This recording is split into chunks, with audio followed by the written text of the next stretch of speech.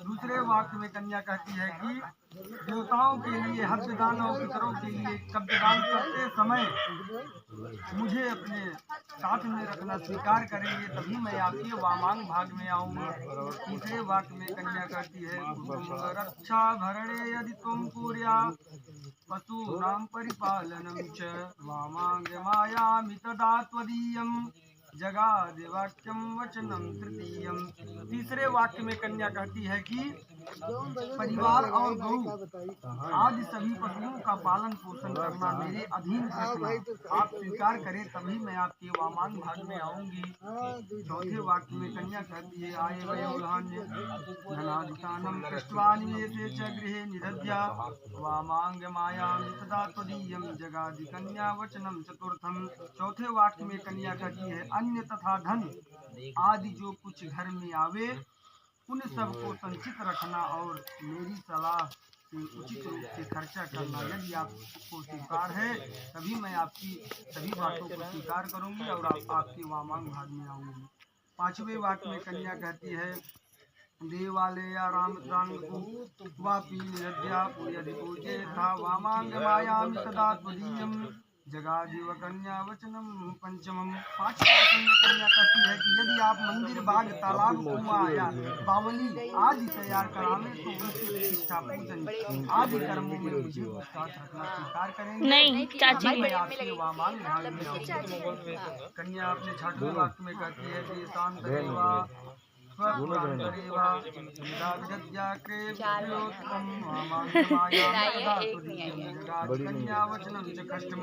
छठवें वचन में कन्या कहती है आप देश अथवा विदेश में यदि कोई व्यापारी वस्तुओं को खरीदने एवं बेचने का प्रबंध करे तो उसमें मेरी भी सलाह है। अगर आपको स्वीकार है तभी मैं आपके वामांग भाग में आऊँ। सातवें वचन में कन्या कहती है कि न सेवनीया यदि पार्य किया त्वया भवेद कामनीति वामांग मायामि तदा त्वदीयं जगादि कन्या वचनम च सत्वम। सातवें वचन में कन्या कहती है अगर दूसरे की स्त्री कितनी भी क्यों सुंदर ना हो अगर आप उसको देखेंगे तो बहन के समान और माँ के समान।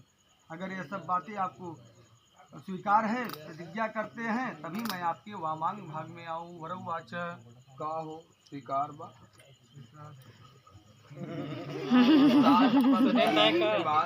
कन्या जो है 7 पद चलने के बाद न वर कन्या का होता है न कन्या वर की होती है। अच्छा कन्या ने जितने वर से मांगे हैं 6 वचन वर के हित के लिए मांगे। उसने जितने भी वचन कहे पहले कहा कि तीर्थ व्रतोद्यापन यज्ञ दानम।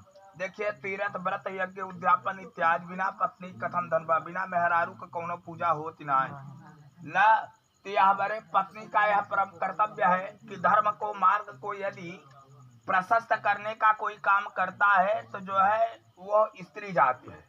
हमारा शास्त्र कहता है कि नारिया यस्य पूजन्ते रमन्ते तत्र देवता। जहाँ नारियों की पूजा की जाती है वहाँ देवता विचरण करते हैं ना। अच्छा पहले वचन में यह मांगी दूसरे वचन में मांग ली देवता और पितरों के लिए। पितरों के लिए मांग लिया कि हम पिंडदान और देवताओं के लिए हवन जो किया है हव्य और काव्य। और तीसरे में मांग लिया कि जो है देशांतरेवा पुरुषांतरेवा क्रय विक्रय है ना। चौथे में तालाब इत्यादि को मांग लिया। पांचवें में पशु इत्यादि को मांग लिया। छठवें में जो है आप नौकरी करा चाहे व्यापार न। अब सातवें में एक ही अपने के लिए मांग लिया है जो पर बर महोदय घबराए है क्या किन्ना से वनिया पर की अजाया अब भवेद भवानी ही पड़का मनीति। देखा जो है हमारे यहाँ कहा जाता कि सर्वे ननद गिरावे ले और काठ कसवती भावे ले। सही में मेहरारू दुकाने में जौन पुतलवा खड़ा रहता अगर दोनों प्राणी जात रहे तो कहीं यही देखबा कि आगे चल ना। तो एक डरवा ये मैं नहीं कह रहा हूँ क्योंकि माता पार्वती जी ने बाबा भोलेनाथ से कहा है कि शिव संकल्प कीन मन माही यह तन सती भेंट अब नहीं न। तो हम अपने मोहे सनाई करते इतना बड़ा यज्ञ भा जिसमें शिव का भाग नहीं लगा जोन जोन कहानी बाकी आप लोग जानते ठीक है। लेकिन वर महोदय ने कहा कि मैं आपके सारे वचनों को सहृदय से स्वीकार करता हूँ लेकिन मेरे भी कुछ वाक्य हैं जिनको आपको अक्षरशः पालन करना पड़ेगा। तो वर महोदय ने पहले कहा कि मदीय चित्तानुगता तो चेतम सदा मदज्ञा परिपालनम च। देखिए हमारे मन के हिसाब से और हमारे चित्त के हिसाब से, मन और चित्त में बड़ा फर्क होता है। मन की स्थिति बाकी बैठा ही है लगभग इलाहाबाद घर से पहुंच गया। अब चित्त जो होता है वो शांत होता है, मन चंचल और व्याकुलता वाला होता है। अब चित्त क्या होता है, शांत होता है। तो मेरे मन के हिसाब से और मेरे चित्त के हिसाब से सदा मदज्ञा परिपालनम, सदा मेरी आज्ञा का आपको पालन करना पड़ेगा। यहाँ एक तो हरे मनमानी कुल ना भीतरे आए है तो ये अधिकार आपका नहीं, बाकी आप जो चाहेंगे वो करेंगे। कुछ हमारा भी अधिकार है कि मम ध्यान में ध्यान सदा रखना, प्रिय बात सब घर नो मनीहा। मतलब हमारी और आप इतना पालन करिएगा कि जो परिवार का हम तो जो कहत है मनबई के। लेकिन हे प्रिय, जब आप मेरे साथ मेरे घर में चलेंगी तो वहाँ क्या करना होगा कि हमारे परिवार के बंधु बांधव के जो लोग हैं उनको भी आपको संरक्षण करना पड़ेगा, उनको देखना पड़ेगा।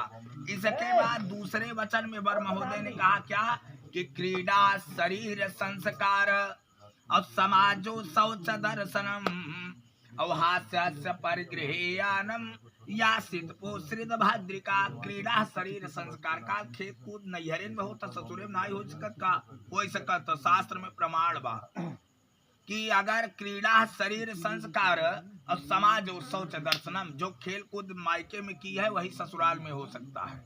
अब शरीर का साज सिंगार सबय सजनी, जौन बात साज